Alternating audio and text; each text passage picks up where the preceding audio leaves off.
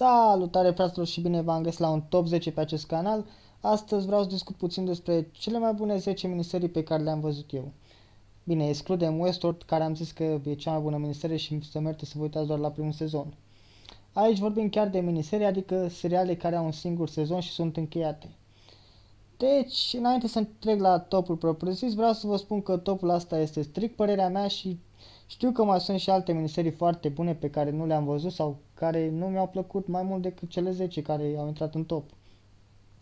Bine, pot să zic câteva ca și mențiuni. Ca să pot face un top 10 cu miniseria trebuie să văd mai multe pentru a-mi face o idee și vă dați seama că unele au rămas pe din afară. Ca mențiuni pot să vă zic despre Maniac de pe Netflix, care chiar mi-a plăcut, de 7 Seconds, tot de la Netflix, de Godless, un serial western, și ca o mică paranteză, în mod normal în topul acesta s-ar fi regăsit cu siguranță și The Outsider, doar că nu știu dacă este miniserie sau va exista și în sezonul 2, că s-a terminat cu un cliffhanger la final, ceea ce mă face să cred că s-ar putea să existe și un sezon 2. Deci, dacă vreți un serial pe care să-l vedeți într-un weekend, cu siguranță o să găsiți ceva care să vă placă în acest top. Ok, hai să trecem la top acum. Pe locul 10 am pus Escape at Donomera, cred că așa se pronunță, habar n-am, sincer să fiu. În acest serial este vorba despre o evadare din pușcărie, pot spune că este asemănător cu Prison Break, poate și de asta mi-a sărit în ochi și am vrut să-l văd. Dar, față de Prison Break, serialul ăsta abordează tema într-un mod mult mai realist, asta și datorită faptului că povestea este după un caz real. Un alt lucru care mi-a plăcut la serialul ăsta este și faptul că unii actori joacă rolul extraordinar de bine. După părerea mea, serialul ăsta chiar merită văzut, mai ales dacă ești fan Prison Break, e foarte probabil să-ți placă serialul ăsta. Încercați-l, doar dați o șansă, e și destul de scurt, are doar 6 sau 7 episoade, nu mai știu exact. Pe locul 9 se află din păcate Watchmen, spun din păcate pentru că am avut așteptări foarte mari de la el și am rămas super dezamăgit la final. A avut unele episoade foarte bune, dar cu câteva episoade nu-l pot pune mai sus în top. Eu am văzut filmul Watchmen, care mi-a plăcut foarte mult, am întâlnit în el personaje super mișto, ca Dr. Manhattan, de exemplu, și în serial ce au făcut? Efectiv și-au bătut joc de el. Pentru mine serialul ăsta per total a fost ok, mi s-a părut că a început mai greu, dar au avut câteva episoade foarte bune, de asta se află și în top. Și în ultimele episoade au dat tot de gard, pur și simplu. Trebuie să recunosc că m-a enervat și tema cu rasismul, aveam impresia că e un serial anti-white. Per total e un serial ok, dar doar atât din păcate. Dacă sunteți fani ai serialelor sau filmelor cu supereroi, puteți încerca să aruncați un ochi și peste serialul ăsta. Dar, sincer să fiu, v-aș recomanda să începeți cu filmul și abia apoi să vedeți și serialul. Bun, haideți să trecem la locul 8, acolo unde se află Unbelievable. Unbelievable este un serial făcut de Netflix care este făcut tot după un caz real. În serial este vorba despre o adolescentă care este acuzată că a mențit când a spus că a fost violată și două femei detectivi care anchetează o serie de agresiuni similare. Nu vreau să vă spun prea multe despre poveste, dar credeți-mă că nu e vorba doar de atât. Povestea este scrisă foarte bine, chiar m-a ținut în suspans încă de la primul episod până la final.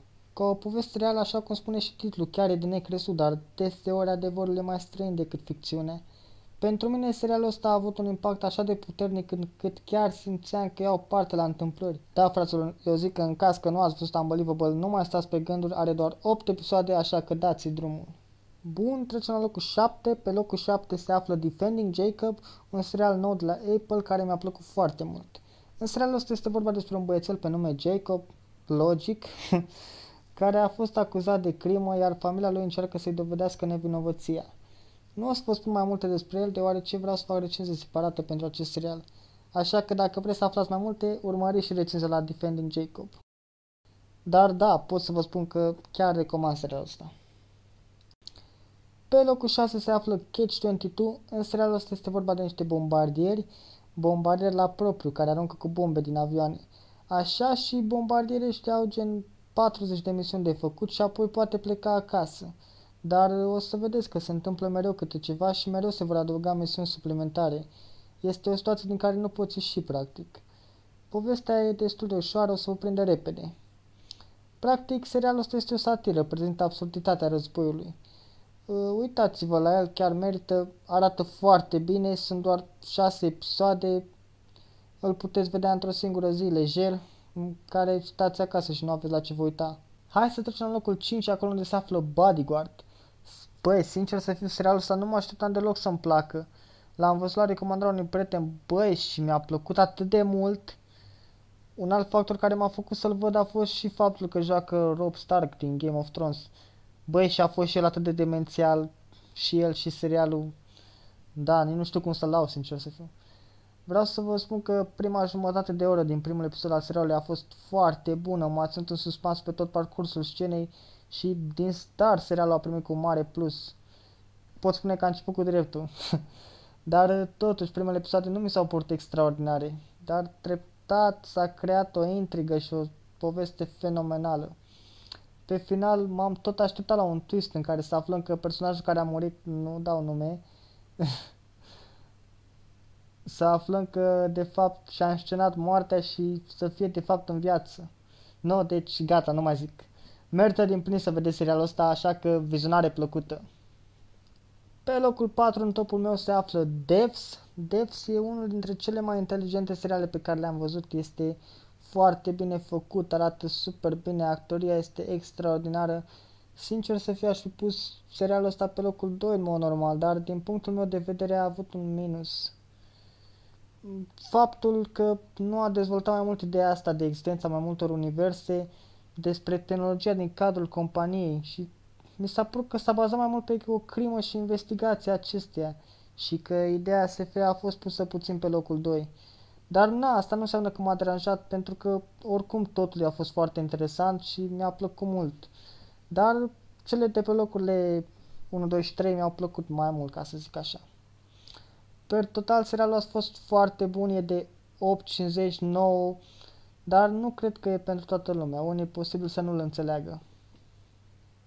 Bun, fraților, să trecem la top 3 acum. Pe locul 3 am ales Sharp Object, mi se pare un serial foarte underrated, nu am auzit multă lume discutând despre el. Este un serial de la HBO făcut după o carte cu același nume. În serial este vorba de o jurnalistă care se întoarce în orașul ei natal pentru a scrie despre uciderea a două fete tinere și în timp ce încearcă să rezolve un puzzle psihologic din trecutul ei, începe să se identifice prea mult cu victimele. Poate sunt puțin subiectiv punând serialul ăsta pe locul 3, poate multora nu li se vor părea atât de bun, dar fraților, serialul ăsta m-a ținut cu sufletul la gură de la început până la final și mi-a plăcut extraordinar de mult. L-am văzut de când a apărut și așteptam episod nou în fiecare săptămână, lucru pe care nu orice serial reușește să-l facă. Povestea personajului principal este destul de ușoară, o veți înțelege foarte repede. Pentru cei care le plac serialele de tip dramă, psihologic, dar și puțin horror, sunt sigur că o să vă placă serialul ăsta, deci da, uitați-vă la Sharp Object, fraților, pentru că merită. Ok, pe locul 2 cine să fie? Un alt serial de război, Band of Brothers. Band of Brothers este un serial ce are ca temă al doilea război mondial. Este un serial din 2001, dar lucrul ăsta nu trebuie să fie o problemă, plus că chiar arată bine pentru perioada aia. Sunt atâtea pelicule despre al doilea război mondial, dar băi, fraților, pentru mine serialul ăsta Band of Brothers este cel mai bun din punctul ăsta de vedere.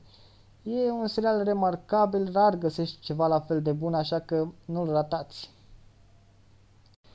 Bun, și să trecem la locul 1, acolo unde se află o miniserie care cu siguranță nu trebuie ratată și aceea este Chernobyl. Este extraordinar, fraților, nici nu știu cum să lau, sincer să fiu. E un must-watch categoric, are doar 5 episoade în care au explicat foarte bine tot ce s-a întâmplat la explozia de la Chernobyl. E filmat extraordinar, e senzația că te uiți la un film.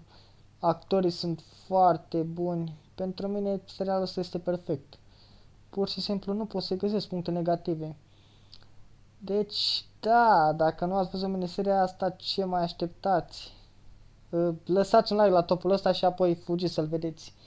Da, mă, fraților, cam atât cu topul acesta. Sper că v-a plăcut și sper că v-am ajutat să găsiți unele miniserii pe care să vreți să le vedeți. Deci, până data viitoare, numai de bine. Vizionare plăcută. Pa, pa!